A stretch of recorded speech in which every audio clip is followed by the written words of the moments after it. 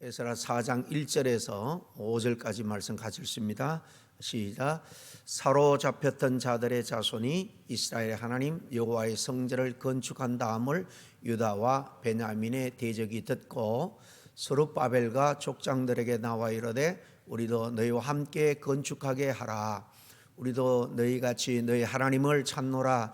아스루 왕 에살핫돈이 우리를 이리로 오게 한 날부터 우리가 하나님께 제사를 드리노라 하니 스룹바벨과 예수아와 기타 이스라엘 족장들이 이르되 우리 하나님의 성전을 건축하는 데에 너희는 우리와 상관이 없느니라. 바사 왕 고레스가 우리에게 명령하신 대로 우리가 이스라엘의 하나님 여호와를 위하여 홀로 건축하리라 하였더니 이로부터 그 땅 백성이 유다 백성의 손을 약하게 하여 그 건축을 방해하되 바사왕 고레스의 시대부터 바사왕 다리오가 즉위할 때까지 관리들에게 뇌물을 주어 그 계획을 막았으며. 오늘 에스라서 여섯 번째 시간입니다. 타협과 유혹을 거절하라라는 제목의 말씀인데요. 우리가 앞에 3장에서 이 포로에서 1차로 돌아온 이스라엘 백성들이 먼저 예배를 회복하고 이제 성전 건축을 막 준비해서 시작하는 내용을 봤습니다.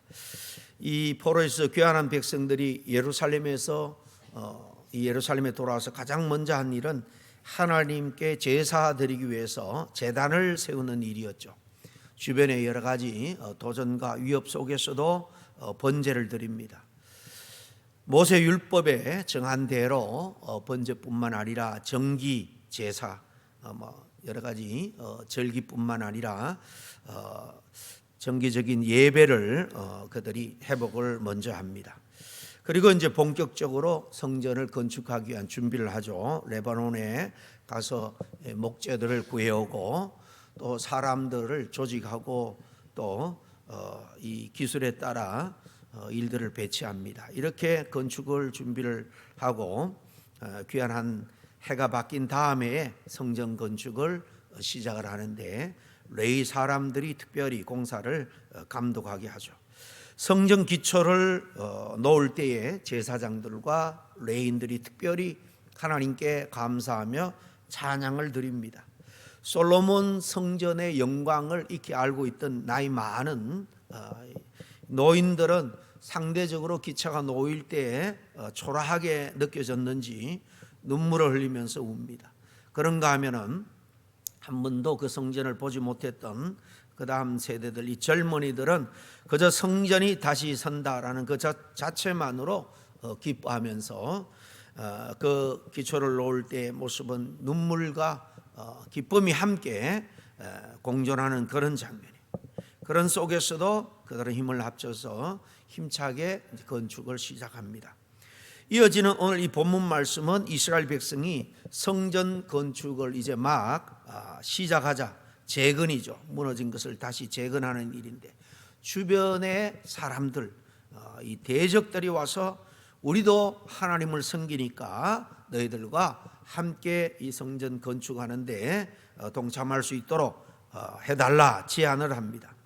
지도자 스룹바벨과 이 족장들은 그 제안을 거절을 합니다. 이 성전 건축은 하나님께서 명하신 일이기 때문에 이방인들은 함께 할 수 없다라고 선을 긋는 것입니다. 이렇게 거절하는 게 결코 쉽지 않았을 것입니다. 우리도 생각해 보면 상식적으로 여러 사람이 힘을 더 보태면은 건축이 더 빨리 되고 용이하지 않을까, 얼마든지 그렇게 생각할 수 있습니다. 우리도 살아가면서 때로 거절하기 어려운 그런 부탁을 들어본 적이 아마 여러 번 있었을 겁니다.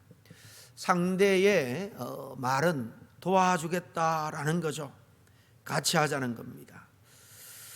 요즘 사기꾼들이 다 그렇게 접근을 합니다. 문제가 있으니 도움을 주겠다 하고는 연세 드신 분들, 이 판다리 허리 분들한테 전화를 해서는 사기를 칩니다. 좋은 의도처럼 말을 하고 그렇게 들립니다. 우리도 그런 얘기를 들을 때에 참 좋다라는 생각이 들면서도 뭔가 한편으로 마음이 이렇게 불편했던 그런 기억들이 있을 겁니다. 이거 뭔가 아닌 것 같다라는 느낌이죠. 그런 느낌이 들 때가 있는데 문제는 그 다음입니다. 거절하기가 참 쉽지가 않다는 거죠. 관계가 좀 아는 사이라면 관계가 깨질까 봐, 분위기가 어색해질까 봐, 많지 않은 주변 이 동료들 친구들이 있는데 혹시 그 사람을 잃을까 봐 그냥 좋습니다, 같이 하자, 같이 합시다 이렇게 그냥 넘어갈 때가 많습니다. 그리고 많은 사람들이 양심상 뭔가 꺼림직하고 찜찜해도 뭐 한 번쯤은 괜찮겠지 하면서 시작합니다. 그런데 그 한 번이 결국 자기 삶의 방향 자체를 바꾸어버리는 그런 경우가 생길 수가 있다는 거죠. 여러분, 사탄의 전략이 그런 거예요. 사탄의 전략은 굉장히 치밀하고 복잡한 것 같지만은 접근해 올 때 굉장히 단순하게 옵니다. 처음부터 하나님 믿지 마, 하나님 버려 이렇게 도전해 오지 않습니다. 대신에 너 조금만 눈 감고 한번 타협해봐. 그러면 큰 이득이 생길 거야. 이 정도는 다 그런데 괜찮지 않냐 이러면서 접근하죠. 오늘 우리가 보는 이 본문의 내용도 유사한 그런 내용의 장면입니다. 이제 포로 귀한 자들은 준비를 마치고 본격적으로 성전을 이제 다시 짓기 시작하는데요. 이것은 단순한 건물이 아니죠. 무너졌던 예배를, 하나님을 향한 온전한 신앙을, 하나님 중심적인 예배, 중심적인 예배를, 신앙을 다시 사실 세우는 일입니다. 하나님과의 영적 관계를 회복하는 일입니다. 그런데 바로 그때 아주 좋아 보이는 제안이 들어오고 있는 겁니다. 우리도 같이 하자. 우리도 하나님을 믿는다는 거예요. 이 말이 참 그럴듯해 보이고 좋아 보입니다. 거절할 이유가 뭐가 있냐라고 느껴집니다. 근데 여러분, 우리는 사실 이 타협의 유혹 앞에서 무엇을 잘 선택을 우리가 해야 될지 지혜를 가져야 될 줄로 압니다. 오늘 본문을 통해서 왜 그 제안을 거절했는지 살펴보고 우리에게도 다가오는 이런 달콤한 유혹들이 있다면 분별력을 가지고 잘 극복하는 그런 삶을 살아야 될 줄로 압니다. 그들이 왜 같이 하자, 우리도 돕겠다라는 이 제안을 거절했을까요? 그들의 제안은 겉으로는 큰 도움처럼 보이지만 본질은 신앙의 중심을 흐려놓는 제안이었기 때문입니다. 오늘 2절 말씀 다시 보겠습니다. 우리도 너희와 함께 건축하게 하라. 우리도 너희 같이 너희 하나님을 찾노라. 아수르 왕 에사라돈이 우리를 이리로 오게 한 날부터 우리가 하나님께 제사를 드리노라 하니 그랬습니다. 이들이 뭐라고 말합니까? 우리가 너들처럼 동일하게 하나님을 섬기는 사람이다 라고 말합니다. 그러니까 같이 하자는 거죠. 얼핏 들으면 좋은 말처럼 들립니다. 같이 하자는 거예요. 그래서 같이 이 성전에서 우리도 하나님을 섬기겠다, 아름다운 말처럼 들립니다. 근데 문제는 뭐냐 하면 사실은 이 사람들은 진짜 순수한 하나님만을 섬기는 사람들이 아니었다라는 겁니다. 오늘 1절에 보면 그들을 대적이다라고 표현을 하죠. 쳐들어와서 물건을 전쟁을 일으키고 해서 수탈해 가고 그런 정치적인 그런 대적뿐만 아니라 이 대적이라는 말은요, 괴롭게 하는 자들 그런 의미입니다. 사회 삶에 어려움을 주는 그럴 뿐만 아니라 신앙적으로도 괴롭게 하는 자들, 종교적으로도 이렇게 이스라엘 언약 백성들의 참된 신앙을 방해하고 흐려놓는 자들이다. 그런 폭넓은 의미가 이 말에는 포함되어 있습니다. 그들이 누구냐면 아수르에서 북이스라엘이 패망하게 되죠. 그때 이 아수르의 정책은 주변 나라들을 정복을 하면 막 그 사람들을 그냥 섞어 놓는 거야. 자기들끼리만 살면 또 힘을 모아서 쿠데타를 하고 이 아수르 제국에 대항할까 해서 이 포로민들을 막 여기저기 섞어 놓습니다. 그래서 이 사마리아 북쪽 이 수도가 사마리아잖아요. 사마리아 사람 그러면 이렇게 혼혈족, 하나님만 순수하게 섬기는 그런 사람들이 아니고 우상들도 끌고 들어와서 이 혼합 종교를 가지는 사람들. 그래서 예수님 당시에도 이 예루살렘을 중심으로 유대 사람들은 그들을 배척한 거죠. 이들의 당시 신앙은 하나님도 물론 섬깁니다. 그런데 여전히 자기들이 살던 지역의 우상들도 섬기는 영적으로 아주 혼합된 그런 신앙을 가진 사람들이었어요. 그래서 이스라엘 지도자들은 이들과 함께 가면 결국은 우리의 신앙이 흐려지겠구나 하는 것을 깨닫게 된 겁니다. 출애굽 이스라엘 백성들이 가나안 땅에 들어갈 때에 왜 우리가 볼 때는 비상식적인 것처럼 보이지만은 그 가나안 백성들을 다 쫓아내라, 죽이라 그렇게 말씀했는가? 그들과 섞이지 말라라고 강력하게 말합니다. 그때는 이제 이 땅에 모범된 하나님의 나라를 사실 이제 막 세우려는 찰나에 이 나무로 말하면 이제 싹이 터오르는 아주 연약한 상태에 있습니다. 그때 우상들 이방 그 혼탁한 종교가 섞여버리면 순수한 여호와 신앙이 그냥 무너질 수밖에 없었던 거예요. 그래서 그들과 혼인하지 말라, 이 동거하지 말라라고 말합니다. 왜냐하면 그냥 몸만 동거하는 게 아니고 우리의 정신, 인격, 영혼도 동화되어 버리기 때문에 그렇습니다. 세속이 그래서 그렇게 무서운 것은 우리가 이 세속사에서 신앙을 지키는 게 왜 힘드냐, 왜 정말 어렵냐, 이 사단의 역사가 그만큼 크기 때문에 교묘하게 우리를 이렇게 흔들어 놓는 것입니다. 이 사탄은 절대로 처음부터 하나님에 대해서 부정적으로 말하지 않습니다. 굉장히 이 포용적으로 이 대범하고도 또 관용성을 가지고 접근하는 것처럼 처음에 다 느껴집니다. 하나님도 믿고 세상이 이렇게 돌아가니 좀 이렇게 하면 어떻겠냐, 그건 뭐 큰 대수겠냐라고 도전해 옵니다. 신앙도 지키고 세상 방식도 좀 다른 게 뭐가 문제가 되겠느냐, 하나님도 믿고 좀 네 욕심도 챙기라, 뭐 누가 다 일일이 간섭하겠느냐라고 말할 수 있습니다. 그걸 덥석 받으면 그걸 타협이라고 말할 수 있는 거죠. 여러분, 진짜 위험은 노골적인 그런 공격이 아니라 그럴듯한 이런 섞임이에요. 그래서 지도자들 이 서룹바벨과 여호수아는 우리가 우리 하나님을 위해서 홀로 건축을 하겠다, 굉장히 배타적인 것 같지만은 사실 다시 신앙을 세우려는, 밑바닥에서 세우려는 이 마당에 신앙의 본질, 순수성을 지키기 위한 단호한 결단이었던 겁니다. 만약에 함께 건축했다면 어떤 일이 벌어졌을까? 예배 방식이 섞이고 우상의 수많은 요소들이 도입됨으로써 순수한 여호와 신앙 중심의 그런 그 신앙 회복이 아니라 그냥 세상과 구별 없는 그런 또 삶으로 돌아갔을 겁니다.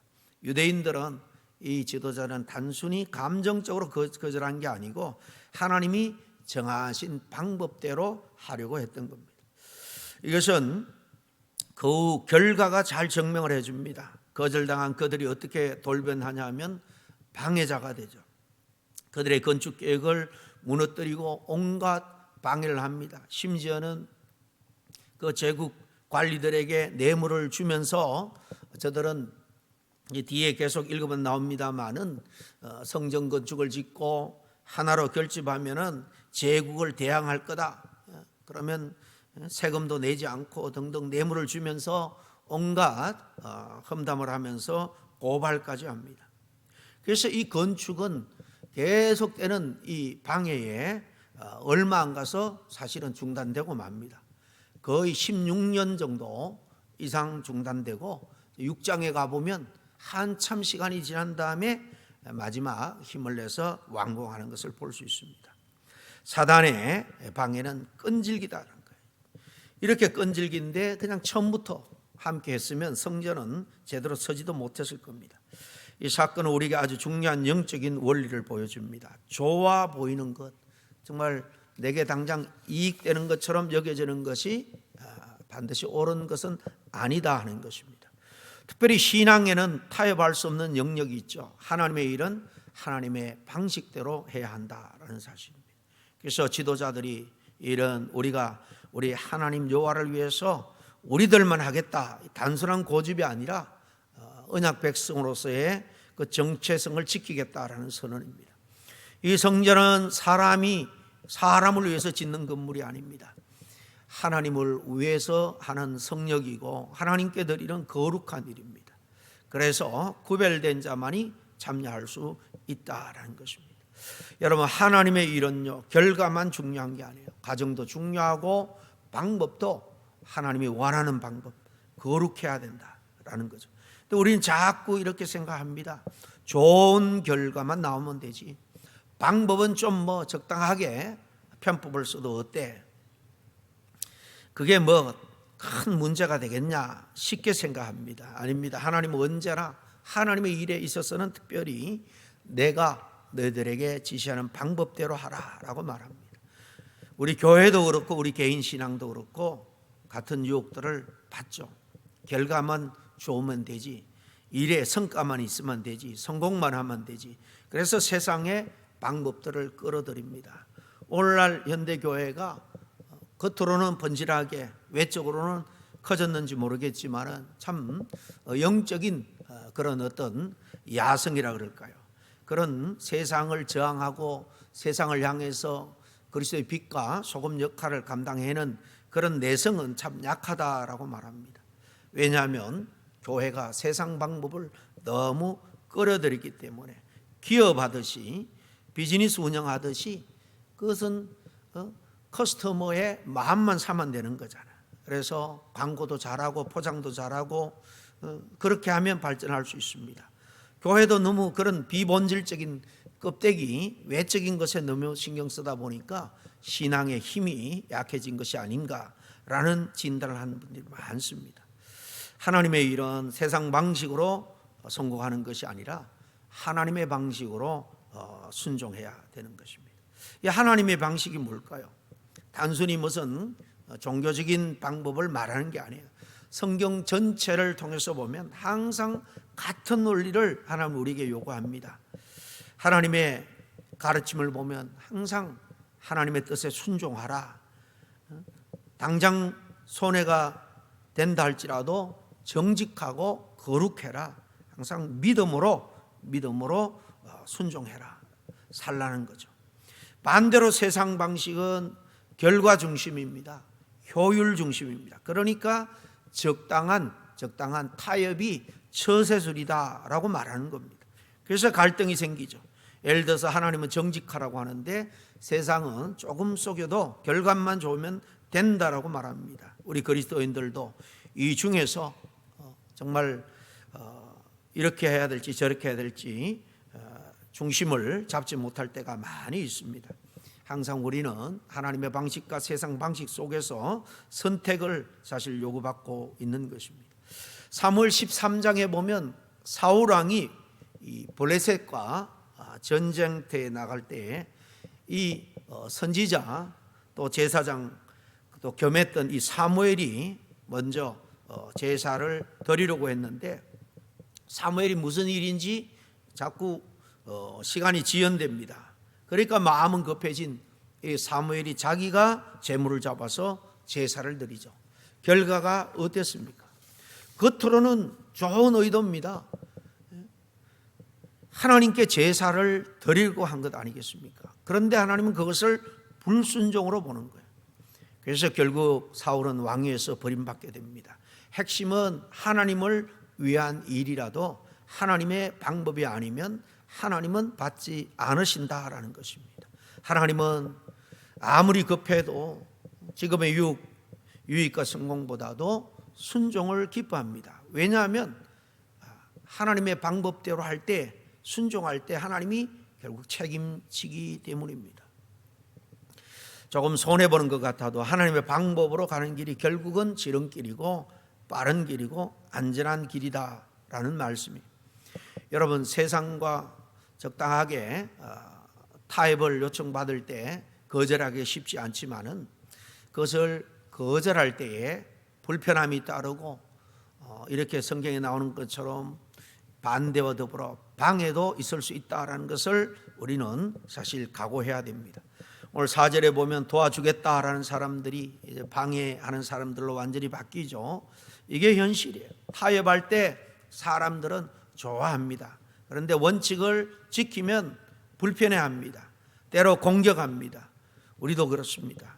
믿음 지키면 너 왜 그렇게 유별나게 유난하게 신앙생활을 하느냐, 정직하게 살면 왜 그렇게 꽉 막혀 있느냐, 융통성 있게 해라, 좀 거룩하게 살려고 하면 야 너만 깨끗한 척 하느냐, 이런 말을 우리가 듣게 되는 겁니다. 그래도 우리는 흔들리지 말아야 됩니다. 계속해서 세상은 우리를 향해서 적당하게 타협하며 살아라고 유혹할지라도, 물론 타협하면 좀 더 쉽게 갈 수 있습니다. 편해질 수 있습니다. 그러나 신앙도 잃고 거룩함도 잃을 수가 있어요. 거절하면 힘들 수 있지만은 하나님이 인정하고 하나님이 기뻐합니다. 손해보는 것 같아도 하나님의 방법대로 섬기면 하나님이 그 결과를 반드시 책임져 주시고 축복으로, 합해서 선으로 인도해 주실 줄로 믿습니다. 잠깐 기도하겠습니다. 하나님 아버지, 겉으로 그럴 때 보이는 좋은 속삭임에 속지 말고 정말 영적으로 분별력 있는 삶을 살아갈 수 있는 저희들 되게 하여 주시옵소서. 쉬워 보이는 타협의 유혹 앞에서 흔들리지 않게 해주시고, 세상 많은 사람이 간다고 그 길 향해서 쫓아가는 것이 아니라 하나님의 인도하심의 길을 기울이는 저희들 되게 해주시옵소서. 잠깐은 손해를 본다 할지라도 믿음을 선택할 때, 순수한 신앙을 지키려고 애쓸 때 하나님께서 반드시 그 인생을 책임져 주시고 축복해 주실 줄로 믿고 감사를 드리며 예수님 이름으로 기도합니다. 아멘.